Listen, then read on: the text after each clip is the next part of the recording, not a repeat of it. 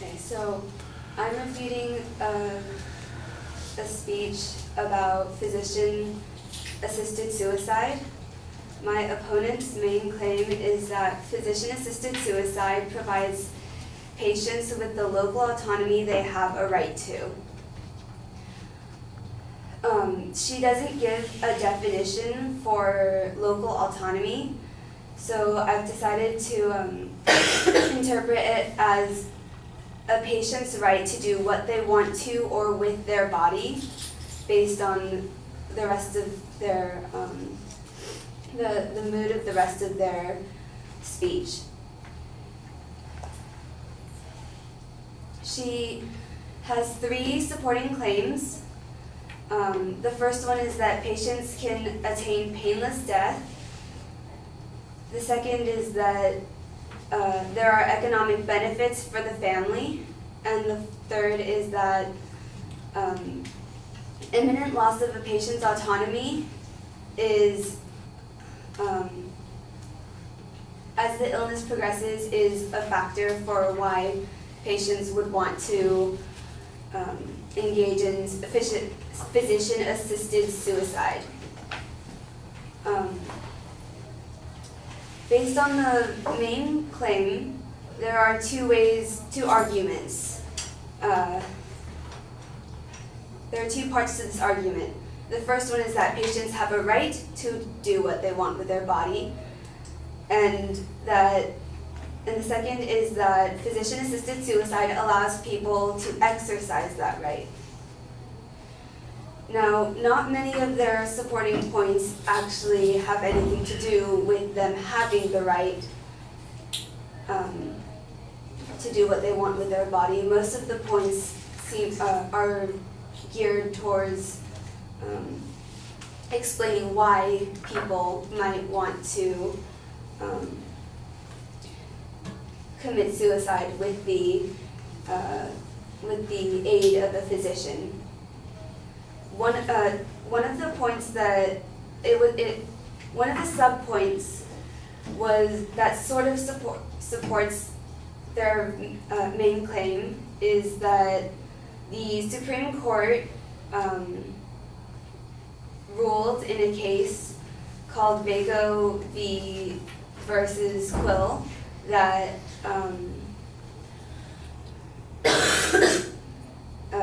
where they said that they would always safeguard the right of a competent, terminally ill person to avoid excruciating pain and embrace a timely and dignified death. This, according to the Chicago-Kent College of Law, the case Vaco versus Quill was the Supreme Court's decision to support the New York's ban on physician-assisted suicide. Later in the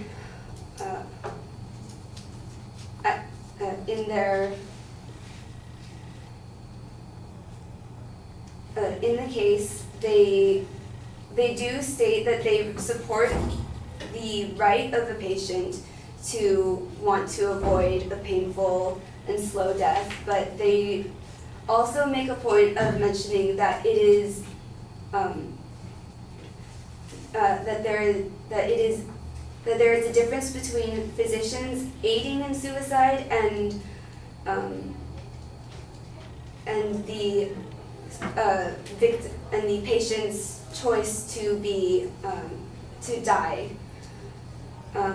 Under no circumstances was a physician supposed to administer the lethal dose.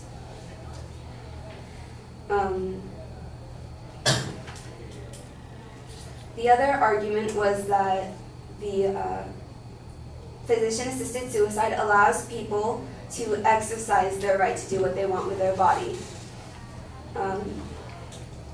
One of the points they brought up was sort of implied argument based on the financial benefits for the family, and that her argument was that the financial benefits of physician-assisted suicide were that there were less medical bills, and that the lethal dose was was significantly less in amount, which implies that they are making lethal doses available in the appropriate amount, which sort of allows people to exercise that right. But there are restrictions on who qualifies for physician-assisted suicide, and those are that you have to have 2 physicians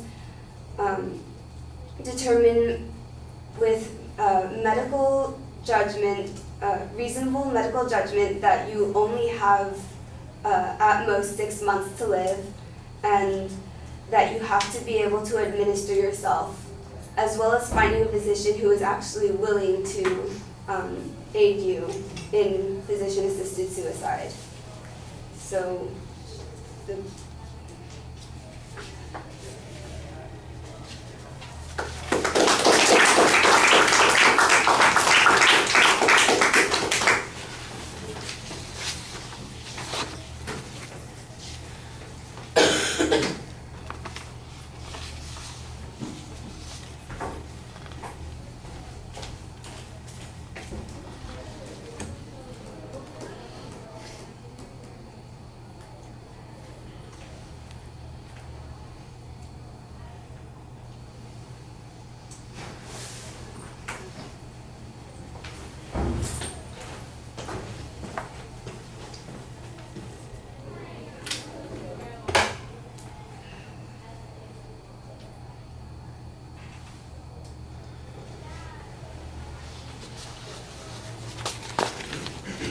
All right, Angela, I thought you started off pretty effectively identifying a couple of issues about how this is supposed to work, that they have a right to do what they want and that the PAS allows them to exercise that right. I thought, okay, that makes sense about where you're headed with this. But after that, I think it got a little bit confusing, because sometimes it sounds like you are suggesting that they don't have the right to PAS, and then later on you're suggesting that when they exercise PAS, it has to be within particular restrictions or limits. So that's a bit confusing. Now, there are some states that allow it and some states that prohibit it. Is the advocate's argument that the states that prohibit it are violating the Constitution or some universal right that people have? That, I think, is a legal argument, and I think you've got a good piece of information about this with the case that you cite, which basically suggests that, while people have a right to avoid pain and suffering, they don't have a right to ask their physicians to participate in that process as well. So the states that are offering physician-assisted suicide may in fact be in violation of the court ruling that's going on here, since they're asking physicians to be part of that particular process. I don't know if any of those have been upheld yet, or if it's simply a matter the court says it's up to the states to decide those things. So I think that the legal issue gets a little bit confused. I think you have a good idea for the position that you're taking originally, but then you don't really follow through with the point that you've come up with. And then on the second point, where you're talking about the reasons that people might choose to exercise this right, and you start talking about the financial issues, I'm not sure that you have stated a position here. You kind of review what's going on here, and you make an estimate about what it costs to dose somebody lethally, but I don't know how that's all being put together. It seems to me like the counter argument on this is that having a financial incentive is in fact problematic to the question of whether or not somebody's exercising their right to avoid pain and suffering. There you are. Or whether or not they're doing it for some financial gain. For instance, I'm going to leave more money to my family if I go now instead of using up my resources in the last months of my life. Well, do people have a right to make that decision? Is that the judgment that the advocate is saying is more important or more significant? There's a value argument that's going on there, and I think you could point out that this is really more a value issue that's happening.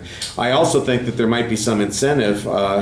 You could argue a counterclaim here that suggests that this actually creates an incentive for people to pressure people who otherwise wouldn't want to take advantage of physician-assisted suicide into doing so for that very reason.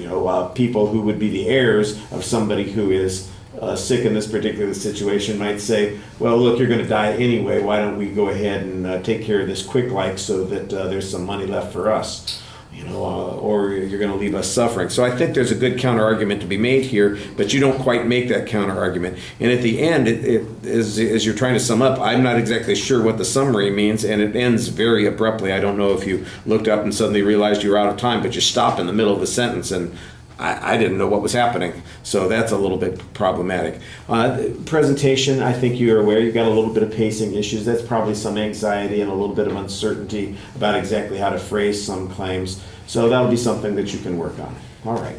Thank you.